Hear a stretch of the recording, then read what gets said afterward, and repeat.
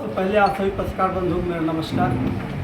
आज आम आदमी पार्टी की तरफ से एक इंडिया गठबंधन के तहत एक पीसी बुलाई गई है, जो कि हमारे राइट साइड में सपा के जिलाध्यक्ष हमारे श्री राकेश यादव जी हैं, राकेश मौर्य जी हैं और कांग्रेस के अध्यक्ष फैसल हसन तबरेज़ जी हैं। आज हम सबकी एक संयुक्त पीसी बैठक है। ये आम आदमी पार्टी पूरी तरह इंडिया अलायंस के साथ हमारे एक एक कार्यकर्ता सभी बूथ पे, सभी ब्लॉक अध्यक्ष, जितने कई ब्लॉक अध्यक्ष हैं, हमारे ग्राम सभा अध्यक्ष हैं, हमारे विधानसभा की पूरी कमेटी है, जिले की कमेटी है, 14 प्रकोष्ठ की हमारी कमेटियां हैं, सारी कमेटियां मिलकर के पूरी मजबूती के साथ इंडिया अलायंस के यहाँ जिताने का पूरा प्रयास करेंगे। इंडिया अलायंस जीत रही है। यहाँ पे इंडिया अलायंस द्वारा कब टिकट दिया गया है? इंडिया अलायंस 2 दिन पहले अभी लिस्ट फाइनल हुआ है और हमारे बाबू सिंह कुशवाहा जी यहाँ के कैंडिडेट हैं इंडिया अलायंस के। और निश्चित तौर पे हम लोग यहाँ जीत दर्ज करेंगे। कहाँ है बाबू सिंह कुशवाहा? आज रात में कल सुबह तक आ जाएंगे। अध्यक्ष जी आपको इसके बारे में बताएंगे। 2 दिन पहले प्रत्याशियों का डिक्लेरेशन हो जाता है, प्रत्याशी का डिक्लेरेशन हो जाता है, प्रत्याशी गायब हैं आपके, जौनपुर नहीं आ रहे। गायब नहीं है। इन्हीं को बोल देने दिए आपको। 1 मिनट रुकिएगा। प्रत्याशी आपके दिख नहीं रहे हैं कहीं पर? प्रत्याशी बिल्कुल दिखेंगे और सबसे मजबूत प्रत्याशी इंडिया अलायंस का है और निश्चित तौर पे आम आदमी पार्टी पूरा सपोर्ट करेगी। इंडिया अलायंस जो है सुबह जो हमारे प्रत्याशी हैं आज रात में कल सुबह तक आपके बीच में। बाबू सिंह कुशवाहा का क्या रिश्ता है जौनपुर से? देखिए, बाबू सिंह कुशवाहा का रिश्ता है, हमको जो भी है वो तो देखना नहीं है। यहाँ इंडिया अलायंस का रिश्ता है, जो समाज के अच्छा काम कर रहा है, शिक्षा के लिए जो काम कर रहा है। माननीय अखिलेश यादव जी ने मेडिकल कॉलेज बनवाया है, माननीय अखिलेश यादव जी ने 112 दिया है, माननीय अखिलेश यादव जी उत्तर प्रदेश के लिए बहुत काम किए हैं और निश्चित तौर पे माननीय अखिलेश यादव जी को देखते हुए इंडिया अलायंस यहाँ जो है पूरी मजबूती के साथ चुनाव लड़ रही है और जीतेगी। बीजेपी ने यहाँ से कृपा शंकर सिंह को उम्मीदवार बनाया है, बसपा ने आज जो सूची जारी की उसमें श्रीकला सिंह को टिकट दिया। कैसे देखते हैं दोनों उम्मीदवार को? देखिए, बीजेपी ने जो उम्मीदवार घोषित किया है, इनके ऊपर ईडी और सीबीआई का भी मुकदमा वहाँ महाराष्ट्र में चल रहा था। महाराष्ट्र ये खदेड़े गए यहाँ नेता हैं और जौनपुर जनपद के एक एक लोग जो भी हैं उनको पसंद नहीं कर रहे हैं और कृपा शंकर सिंह एकदम उनकी जमानत जब यहाँ से होना तय है। इंडिया अलायंस के प्रत्याशी यहाँ से उसको कैसे देखते हैं? आम आदमी पार्टी तो घोटालों के विरुद्ध लगातार लड़ाई लड़ती रही है और आपके जो इंडिया अलायंस के जो प्रत्याशी हैं बाबू सिंह कुशवाहा, वो NRHM घोटाले में रहे हैं। बड़े जोर शोर तरीके से कहती है आम आदमी पार्टी की भ्रष्टाचार के विरुद्ध लड़ाई है। बिल्कुल, आम आदमी पार्टी भ्रष्टाचार के खिलाफ है। जिस तरह हमारे नेता को माननीय अरविंद केजरीवाल जी को मोदी जी ने फंसाया है, संजय सिंह को फंसाया है, मैं उस पर भी आ रहा हूँ। जैसे आपने भ्रष्टाचार की बात की है, पहले आप इसको सुन लीजिए। हमारे मनीष सिसोदिया जी को फंसाया है। अच्छी शिक्षा देने का काम अगर किसी ने किया है, हिंदुस्तान में नहीं पूरे विश्व में डंका आम आदमी पार्टी का बज रहा है, मनीष सिसोदिया जी का बज रहा है, केजरीवाल का बज रहा है। लेकिन उसे मोदी जी ने गुजरात मॉडल पे प्रधानमंत्री का चुनाव लड़े और गुजरात मॉडल पे चुनाव जीत करके आए। जब गुजरात के चुनाव मुझसे पूछा गया कि आप इतने दिन मुख्यमंत्री गुजरात में थे तो आपका शिक्षा मॉडल कहाँ गया? एक टेंट का स्कूल लगा करके मोदी जी ने वहाँ दिखाया, क्योंकि उनके पास वो जेनेटिक कुछ है ही नहीं है और नकल करने के लिए केजरीवाल जी का अक्ल की भी जरूरत है, वो अक्ल मोदी जी के पास नहीं है। और जो हमने स्कूल पे वहाँ काम किया, शिक्षा पे काम किया, स्वास्थ्य पे काम किया, बिजली पे काम किया, आम आदमी पार्टी को पूरी खत्म करने का प्रयास मोदी जी का है और निश्चित रूप से आम आदमी पार्टी खत्म होने वाली नहीं है। बाबू सिंह कुशवाहा के बारे में पूछा गया, NRHM घोटाले में उनका नाम है, तो क्या आम आदमी पार्टी भ्रष्टाचार में घोटाला हो, कोई घोटाला हो, जो भी घोटाले बात जो है भारतीय जनता पार्टी में जाता है साफ सुथरा हो जाता है। भारतीय जनता पार्टी का ये आरोप है, उसको जो बिल्कुल कुशवाहा पे भी तो आरोप है ये। बिल्कुल, उनके बारे में हमारे अध्यक्ष बताएंगे। अगर वो आप भी तो बता सकते हैं इंडिया अलायंस के साझेदार हैं, संयुक्त प्रत्याशी हैं, जो भी रहेगा हमारे अध्यक्ष जी के बारे में बताएंगे।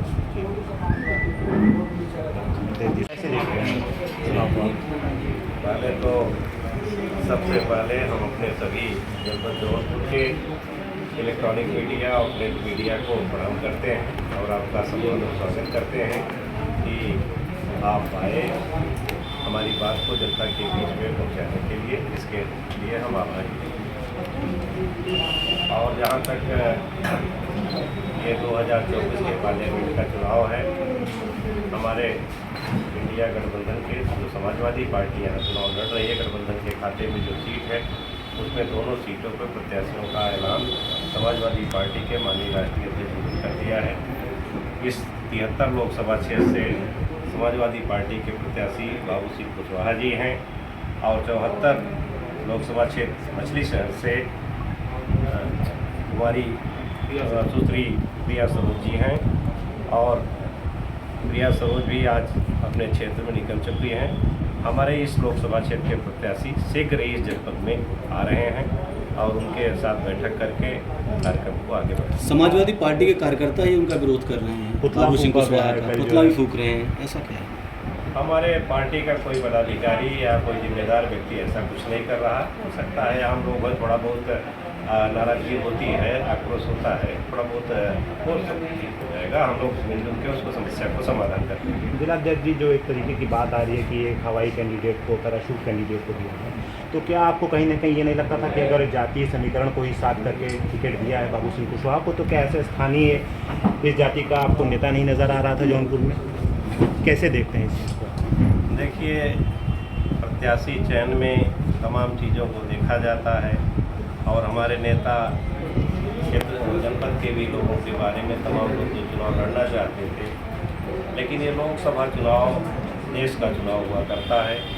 लोकसभा कोई व्यक्ति देश में कहीं से चुनाव लड़ सकता है, इसलिए अब ये कहना कि बाहर के प्रत्याशी हैं, इसको कहना हमारे समझ से नहीं है। कोई व्यक्ति देश का कहीं से भी चुनाव लोकसभा इलेक्शन लड़ सकता है। विधानसभा का चुनाव कोई व्यक्ति अपने प्रदेश में कहीं से भी लड़ सकता है। ये देश की नीतियों के लिए लोकसभा पार्लियामेंट में भेजे जाते हैं, साथ साथ जनपद की भी आती है बातें आती हैं लोग कि क्षेत्रीय और थोड़ा सा दूर का रहने से फर्क थोड़ा बात आती है। फैक्टर क्या ये देखा जा सकता है बाहरी और इस तरह का? नहीं, अब ये सब तो पार्टियां चुनाव लड़ती हैं, विषय है अपना, पार्टियों के लोग लड़ते हैं मिल करके, ये सब थोड़ा बात आती है, लेकिन धीरे धीरे सब समाप्त हो जाता है। सीधी लड़ाई हमारे इंडिया गठबंधन और जो लड़ाई आज देखने को आपको भी मिल रही है एनडीए के बीच है और निश्चित तौर पे हमारे पार्टी के जो प्रत्याशी मजबूती से चुनाव लड़ेंगे। लेकिन प्रत्याशी नज़र नहीं आ रहे हैं जौनपुर में, 2 दिन 3 दिन लगभग हो गया है। हाँ, कुछ कारणों से, निजी कारणों से वो नहीं आ पाए हैं। इसके लिए हम लोग की जो बात हुई है वो जल्दी ही जनपद में आपसे मुलाकात करेंगे, मुखातिब सभी का स्वागत अभिनंदन वंदन है। और इस देश के सबसे बड़ी पंचायत का चुनाव सामने आ चुका है। इस चुनाव में विचारों की लड़ाई है। इस चुनाव में जिस तरीके से देश के अंदर 2 हिस्सों में बटा हुआ, एक तरफ संविधान को ख़त्म करने वाले लोग, जिनके सदन में पहुंचे हुए सम्मानित लोगों का आप लगातार सोशल मीडिया के माध्यम से, मीडिया के माध्यम से बयान देख रहे हैं कि भारत के संविधान को ख़त्म करने के लिए हमें इतने सीटों की आवश्यकता है। 75% से ज़्यादा उधार के कैंडिडेट और नारा 400 पार का है। अगर आप ये, जैसे अभी आप लोगों ने सवाल किया भ्रष्टाचार का, इनकी वॉशिंग मशीन में जो जाता है वो भ्रष्टाचार खत्म हो जाता है।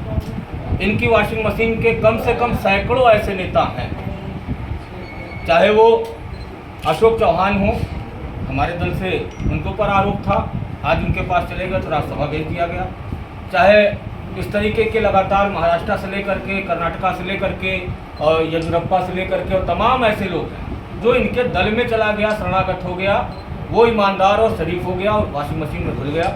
और जिसने इनकी आंखों में आग डाल करके बात की, जिस व्यक्ति ने अपनी बात को मजबूती से रखा, उसमें फर्जी मुकदमा भी लगाया गया। हद है कि इस संविधान को किस तरीके से हल्का किया जाए, किस तरीके से तोड़ा मरोड़ा जाए। ये 73% नहीं, 85% नहीं, देश के 100% लोगों के साथ भारतीय जनता पार्टी की जो मानसिकता है उसका परिचय है। और ये लोकतंत्र का चुनाव बहुत ही महत्वपूर्ण होने जा रहा है। ये लोकतंत्र का चुनाव, ये मुद्दा इस पर नहीं करेंगे कि बेरोजगारी कहाँ है। इनका ही नारा था 2014 में, बहुत ही महंगाई की मार। अब की बार मोदी सरकार 52,000 रुपये की स्प्लेंडर गाड़ी आज 1 लाख के करीब है। हर आदमी को अपनी बिटिया के ब्याह में भी देना होता, अपने नौजवान लड़के को भी देना होता है। लेकिन ये महंगाई कहाँ है? आटे का दाम, सरसों के तेल का दाम, दाल का दाम, इस पर कोई चर्चा करने को तैयार नहीं है। बेरोजगारी का आलम ये है कि जितनी बार परीक्षाएं हुई वो सारी परीक्षाओं के पेपर लीक हुए, इस पर चर्चा करने के लिए कोई तैयारी नहीं। पेट्रोल का दाम कहाँ है? रसोई गैस का दाम कहाँ है? आज सारे मुद्दे जो जनहित के मुद्दे हैं उस पर चर्चा नहीं हो रही, चर्चा को गुमराह करने का काम कर रहे हैं। इंडिया अलायंस का उद्देश्य है कि भारतीय जनता पार्टी के नेतृत्व में, मोदी के नेतृत्व में जो सरकार है उसे 2024 में हटाना है, और हम सारे घटक दल एक साथ एक मंच पर हैं। लगातार हम लोग प्रयास कर रहे हैं कि मजबूती के साथ अपने सिंबल को, अपने प्रत्याशी को लड़ाया जाए और जिताया जाए। जौनपुर में जो बीजेपी के कैंडिडेट हैं वो भी आपके दल से आए हुए हैं। देखिए, यही लोग अभी जैसे उनकी प्रेस कॉन्फ्रेंस थी, मैं सुन रहा था आपके लोगों के माध्यम से, जैसे बोलू भाई का लाइव चल रहा था मैं देख रहा था। उन्होंने कहा कि 370 से मैं बहुत आहत हुआ, इस वजह से मैंने छोड़ा। 370 21 में शायद ना पार्टी छोड़ा इन्होंने कब? 1 साल बाद क्या इनको याद आया? कृपा चा को 1 साल बाद याद आई। अगर ये सवाल करते हैं कि मैं इस चीज़ से आहत होकर के छोड़ा, ये गलत बात है। अवसर के लोग हैं, इनकी कोई विचारधारा नहीं है, इनका कोई मकसद नहीं है, इन्हें सत्ता के काकस में फंसे रहने की आदत सी पड़ गई है। 10 साल का वनवास बिना सत्ता के रहे, और जिस तरीके से इन्होंने गेम किया है, चाहे आप सारे लोग जानते हैं कि उत्तर भारतीयों को प्रभावित करने के लिए भारतीय जनता पार्टी ने इनको भेजा है रेड जोन की सीट पर। मधु कोड़ा की पत्नी को ज्वाइन कराने का श्रेय इनको जाता है, और ये सारी चीज़ें हैं। राजनीति है, इस लोकतंत्र की अदालत में सबको जाना है, और 4 तारीख को परिणाम आएगा। विश्वास के साथ कहता हूं कि जनपद जौनपुर की दोनों सीट इंडिया गठबंधन जीतेगी, ऐतिहासिक वोटों से जीतेगी। कैसे देखते हैं समीकरण को, कैसे बता रहे हैं कि ये जीत दर्ज करेगी? क्योंकि जो 2 कैंडिडेट्स आपकी बात कर रहे हैं आप, एक की कर्मभूमि महाराष्ट्र ही है। संगठन, आप एक चीज़ एग्जाम्पल ले लीजिए, 2022 के चुनाव में 4,60,000 वोट समाजवादी पार्टी के कैंडिडेट को मिला है।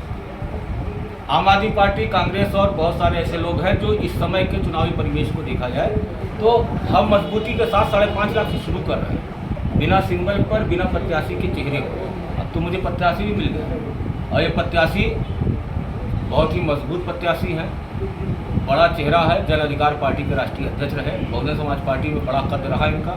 और जब ये माननीय राष्ट्रीय अध्यक्ष अखिलेश यादव जी के पास अपनी पार्टी के साथ खड़े होकर के वहाँ पर जाकर के इस इंडिया गठबंधन का हिस्सा बनने के लिए आए, तो माननीय अखिलेश यादव जी ने इनको जौनपुर से भेजा है, तो कुछ विचार करके भेजा है, और समाजवादी पार्टी का कुछ अपनी प्लानिंग रही होगी। तो हम तो अच्छी तरीके से आपको बता रहे हैं कि लगभग हम 1.5 से 2 लाख वोटों से जीतेंगे। भ्रष्टाचार के आरोप जब लगते हैं तो बीजेपी को कहा जाता है कि वॉशिंग मशीन है, भ्रष्टाचार के आरोप लगते हैं। वही प्रत्याशी जब अलायंस से आते हैं तो उस पर सफाई देते हैं, बन पाती है? नहीं, सफाई की कोई बात नहीं। भ्रष्टाचार के आरोप में लगातार 10 साल हो गया। जिस तरीके से 6 महीने के अंदर दोष सिद्ध किया जा रहा है, जिस तरीके से सारे घटनाएं हो रही हैं, अगर बाबू सिंह कुशवाहा पर इस तरीके की चीज़ें हुई होती तो शायद आज बाबू सिंह कुशवाहा भी सजा याफ्ता होते। विचाराधीन को सजा याफ्ता नहीं कहा जा सकता।